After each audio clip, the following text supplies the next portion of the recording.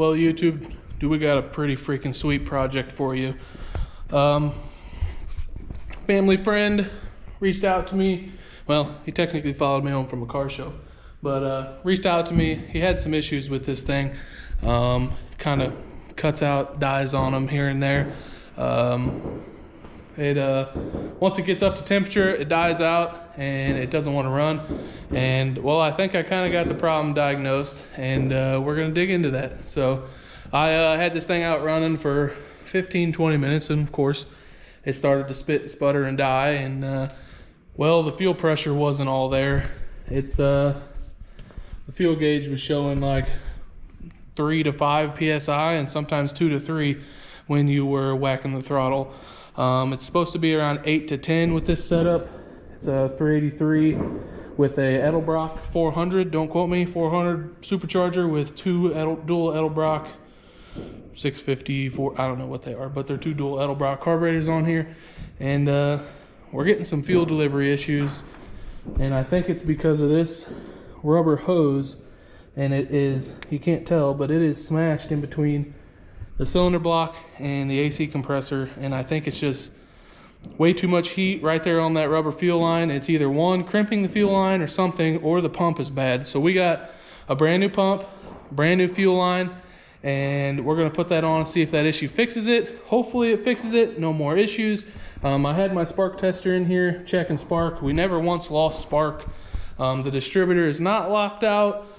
We know we can lock it out and make more power with it, but we don't know if it's gonna help streetability. And well, this thing is a street rod. So it's street, fun having, car show driving, and that's about it. We're going street machine. We're not going drag racing, which he probably will race it here and there, but we don't want to make it too sporty so it's not friendly to drive. So yeah, we're gonna get this fuel pump swapped out, put new fuel lines on it, and then we got a surprise. You guys are familiar. It usually starts out, we do something to it, and then boom, we're putting exhaust on it. So this thing's got 2 1/4 inch exhaust with block hugger headers coming out the back to some Corvette dual tips. And he doesn't really like the way he likes the way it kind of sounds, but he hates how quiet it is. And well, 2 1/4 inch exhaust almost just isn't enough for this engine. So it's tight, but we're gonna try to make 3-inch exhaust work. And we're gonna run 3-inch exhaust all the way out the back. We got our exhaust kits, mufflers, V-bands. We're putting basically some MagnaFlow race bullets on here.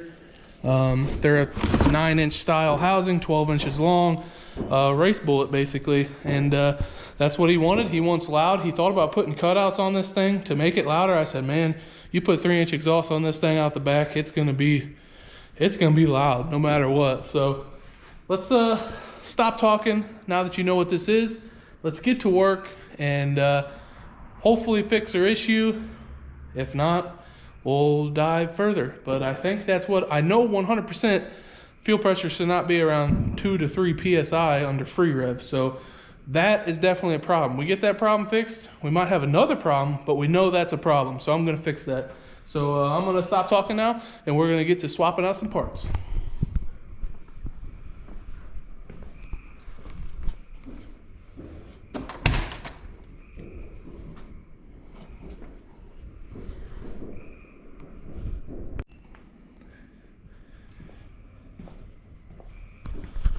Well, we got the pump swapped out. Took about an hour or so. Had to make me a new AN fitting line. It's not on the cylinder head no more.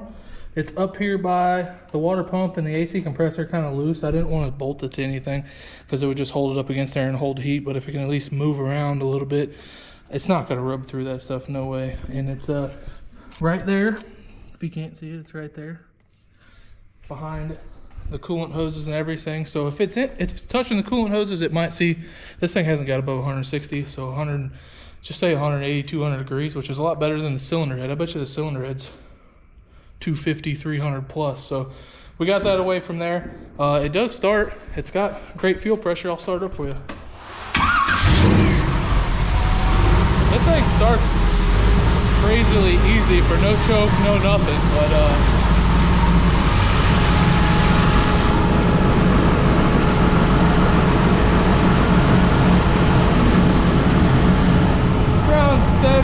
8 psi or so, kind of fluctuating with the cam the way it lopes. But if you rev it up a little bit, it'll smooth out.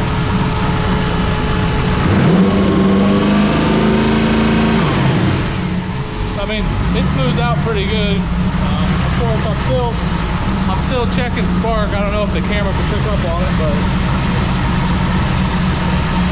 it's there. But other than that, yeah, this thing, like that, kind of got a weird boat sound to it. I don't know what the deal is with it, but I don't know if it's the tips, the small pipe, or what, but he wants kind of that same sound, but a lot louder and less boaty. So basically, I'm gonna have to get this thing outside. We're gonna have to get it up to temperature and see if it messes up under temperature. I mean, it's been running. I had it running for like 5 minutes before this, revved it a little bit, and I just started up there for you. So it's, the engine's, I mean, I can still hold my hand completely. I mean, the engine's probably maybe 100 degrees, but we'll have to get outside tomorrow. It's currently 11:30 at night. We'll have to get outside tomorrow, get up to temperature, possibly drive it a little bit. But yeah, the fuel pump's done, no leaks. A fresh actual AN fuel line, like it was bolted up against the head with a P-clamp, and I don't recommend doing that because all you're doing is trapping heat, and all it was this flimsy, squishy fuel line inside of this slinky tube. That's where it was bolted to the head, and from here to here was bolted to a 300-degree cylinder head. And I have a feeling that might have caused the line to shrink and swell and be weird, and for one, heat soak. But now we got, it's matching. It matches the vacuum line. It matches everything else. It matches this fuel line. It's, I mean, it was a $25 nylon. It's a nylon fuel line, but it's steel braided, so this is never going nowhere ever, and he can run whatever fuel he wants in it. It's basically PTFE, so any fuel he wants, it's good to go. We're gonna get this thing running tomorrow. We got to switch it with this. This is a whole nother project, literal project, the start of all my notes of what it needs, and be another video on that. But this thing is hopefully going to be quick in and out. We got the fuel pump on. Hopefully that fixes it. I said for a fact I know it was losing fuel pressure. Now, I didn't know this until I tore it apart. There's actually an inline fuel filter. It's AN fuel line from front to back, and then they did that rubber piece. No clue why. But we now have AN front to back. There's a little filter, an inline filter on the frame rail, and I didn't know that until I got underneath it and looked at it. So possibly could be a clogged fuel filter, but I doubt it does that only when it's warm. So we could still be running into timing issues. We could have weight, springs, tons of different issues going on, but that's what I know for sure. We should not be losing fuel pressure. So I think that's definitely an issue. We'll get that taken care of. Weirdly enough, fuel pump I pulled off and the fuel pump I put on was the same part number, and I'm the third person to get this car from the original owner that built it. So for me to order the same pump that had the same idea in my head, it's kind of cool. But yeah, it runs. We'll get for sure no tomorrow, and if it's fixed, hopefully it is. No problems there, and all we gotta do is the exhaust. So yeah, stay tuned. It should be fun. This thing's gonna sound totally different when it leaves here, so hopefully you're still here for that portion of the video. So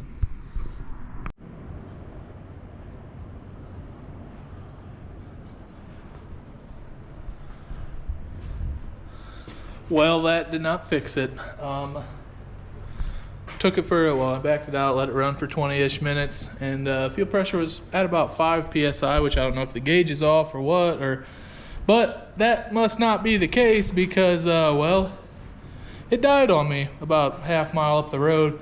Luckily, it was kind of all downhill, and I pushed it from there down to here by myself pretty well, besides the help of a couple neighbors. But we got it home and back on the lift, and well, there's a fuel filter right there that I didn't see until I went to swap the pump out last night, and well, it's a gravity fed tank, so you can only imagine what I'm doing now. It's got about a half a tank of fuel in it, and I'm draining the fuel out of this. So it's a very slow process.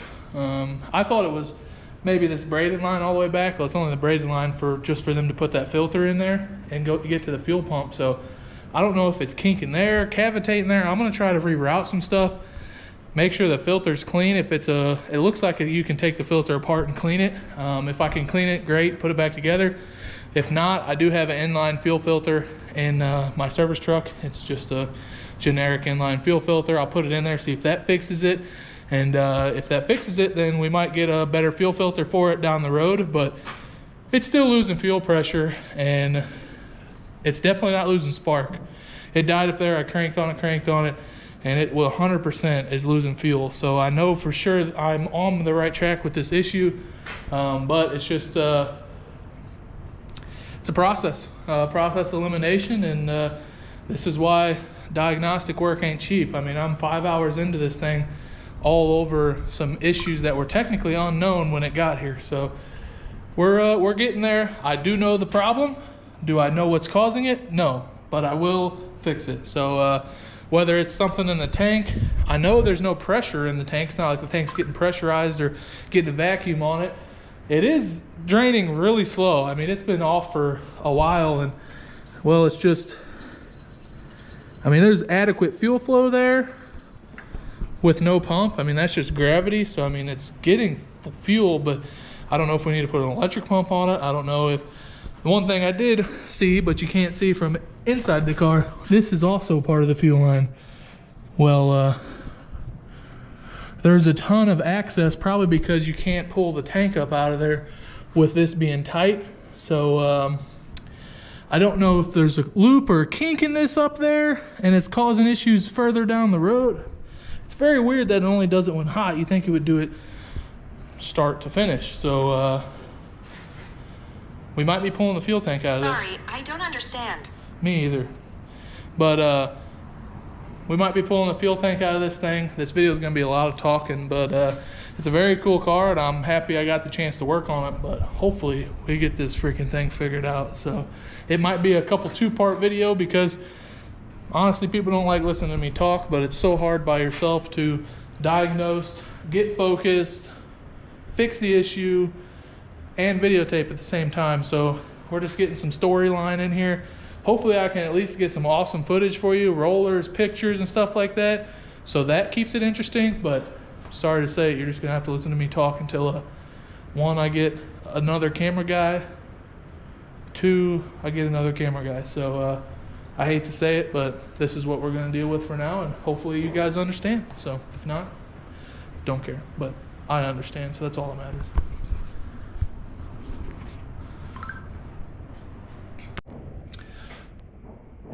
Well, I don't know if you can tell, but you probably will be able to in a couple seconds. It's 4th of July, and it's a lot of fireworks out here, but we got the fuel system drained. Took about 12 gallons of fuel out of it, and pulled this fuel filter off. And it is pretty dirty. I was kind of could expect this. Maybe there's more in the line that keeps getting pulled up and clogged up, but I know for sure this probably wasn't helping. So I guess we need to clean this out and seal it back up, put it back in the car, and hopefully this might fix it. I was gonna put a shut off in it, but all the parts stores are closed because it is the 4th of July. But I probably only put a couple gallons in it, so if I do have to pull it back apart, I can drain the system pretty easily. But I kind of want to shorten some of the rubber lines up, which some of this stuff that's in here, it's more like fine fuzz and hair more so than anything. And there's a couple metal particles, but I don't know if it's this thing, and I don't know if this is, I mean, you can't see through nothing on this, so I don't know if this is too fine of a micron filter for it. Most filters are after the pump, so I don't know if I need to just get a new fuel filter, or I don't really have one, but I guess we could try this and see if it fixes it. But I know for sure that wasn't helping any, but it shouldn't cause fuel flow to stop completely like it is, which I guess it's never stopping. I guess it, I don't know. Still kind of at a loss, but I know this probably isn't helping our situation. So we'll fix it, put it back together and see if that changes anything. Probably won't, but we'll see. So stay tuned.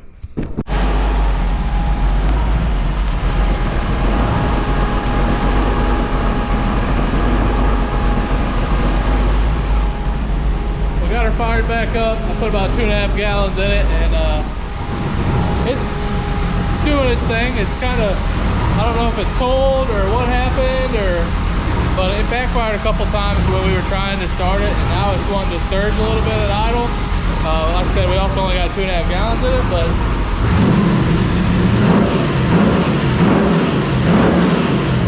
it's it pre-revs better than it ever has.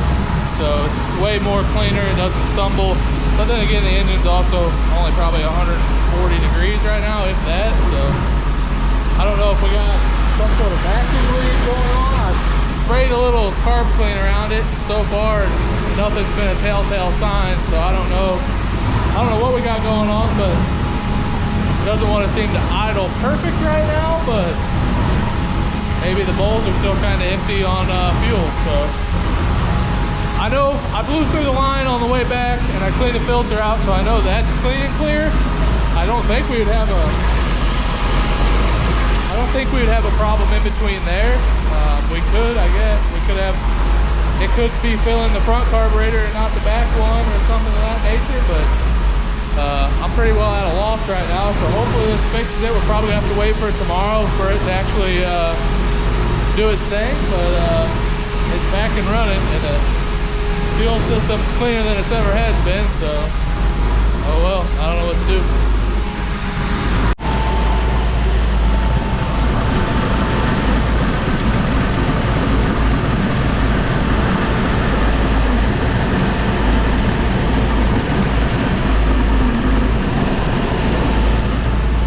Well, hopefully you can see that, but it's dipping around 2 to 4 psi, and then when you rev it, use the fuel, it's almost going to bounce it from 0 to 1. So the fuel line is getting warm. It's all slowly dropping, and I even watched it. It was around 5 psi. I put both my hands on the fuel line, and it got a little warmer, and the pressure started slowly dropping a little bit. So I guess it's vapor locking. That's about the only thing I can think, or vaporizing, boiling the fuel. I don't know if higher octane fuel boils at a lower temperature, and that's what we're running into with the, I mean, I bet you it's 150 degrees on the fuel line probably, because it does run. I mean, hell, this fan runs full time. My hand right there is getting 150 to 160 degree air blowing right on this fuel line, and it's the same temperature, if not warmer than that air. So maybe that's our problem. I mean, the whole exhaust system is away from that. I moved it from originally what this was away from that, so it'd be nice if I had some way of like dry ice or something to cool that fuel line down to prove this. If I could cool that fuel line down, if my fuel pressure comes back, then I know it's that. That's the only thing it can be. The blower's a little warmer now. The carburetors are still cool to the top. I mean, they're probably only 90 degrees, 100 degrees maybe. This fuel line right here, the fuel line's definitely warmer than the carburetor, so maybe that's what's happening. I don't know if there's a better way to run the fuel line without it being too gaudy, but maybe that's our problem. That's the only thing I could come up with. I don't really want to run it up here by the radiator, because that just holds heat. The exhaust is right there that holds heat. I don't know what to do. I don't know. Maybe we could get bigger fuel lines. The more amount of fuel it has, the less it'll cause it to boil. Maybe an electric pump with the return side so it moves the fuel more. I'm kind of at a loss, but we still have the issue, and it's been probably about 6 hours of my time looking at it, which it is what it is. I mean, you're never going to figure out the issue right away. And it's cool that people think of me when they have issues they can't figure out. So I'll get there. Just taking some time, and what do you do? So, it sounds cool, looks cool. Just gotta get it to run good.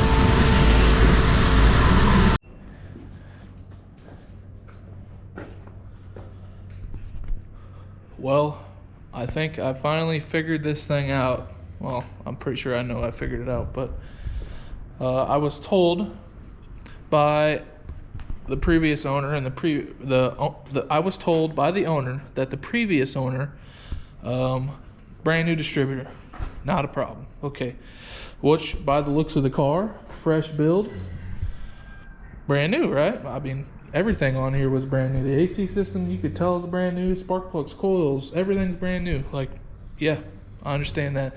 Dyno tuned it. No need to touch the carburetors. I dyno tuned it. Perfect. Okay.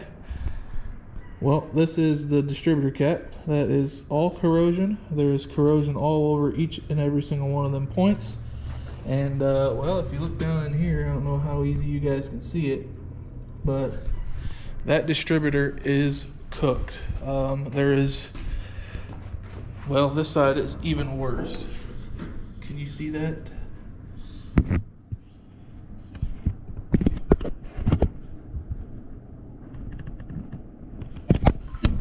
There is corrosion everywhere. Aluminum is corroding bad right now. The pickup coil is covered in corrosion. The cap is covered in corrosion and it's got some burn marks on it. It looks worse than everybody's top post on a 02 Crown Vic that's set for forever on a battery. So I was gonna pull the distributor out and I was gonna change the pickup coil, but I think I'm gonna have to just get a whole new distributor because I'm not gonna be able to clean that up and it's just always gonna keep corroding. We had bought this, and originally I thought the pickup coil, the magnetic pickup coil, was the problem. And that's just by what he was describing before I got my hands on it to see and diagnose it, when we were chasing low fuel pressure issues. And I think that was definitely still a problem. Right now, before this thing died, this would have about 2.5 to 3 PSI, which is still all right for carburetors. Carburetors supposed to be anywhere between 4 and 6, and then under wide open throttle, it's supposed to be above 2 is what they say. So that's what I've been reading. That's what the internet told me. Do I know if that's right? No, I think you should have 6 or 7 PSI all the time, as long as the carburetors aren't overflowing, of course. But we got that issue fixed with a brand new fuel pressure regulator. We got fuel pressure regulator here, regulated down with a return line, feeding the 2 carburetors. We got a fuel pump back here, 300 liter per hour. So this pump system returned into the tank. We had to pull the back of this apart a little bit to see the tank. I gotta just put the wiring up in a little better spot, but we got return lines in here, and we gotta get the interior for the trunk put back together. But that I feel like is 100% our issue. But we never lost spark completely. I don't know. It's just kind of mad at myself for not checking that when I first originally thought it was timing issues, and then I changed over to, oh, it's got to be fuel delivery. I should have, no matter what, I should have pulled the freaking cap off and just looked at it, and I would have found that weeks ago, like 30 plus hours. So back to my instructor in college, keep it simple, stupid. Always check the simple things that you can. I was 2 bolts away from seeing this the whole time, 2 little bolts away, and I done put 30 plus hours of labor into this thing over that. So my loss, hopefully your guys' gain. Always check the simple stuff. So that's probably going to end off this video. We will probably get the distributor in. The next video is going to be us putting exhaust on this car because the diagnostic procedure did take so long. So if you guys are still watching, awesome. If not, you'll never see this anyways. But I'm going to chalk this up as a big lesson learned and move on. So thanks for watching. Like, subscribe, share, and I'll catch you on the next video.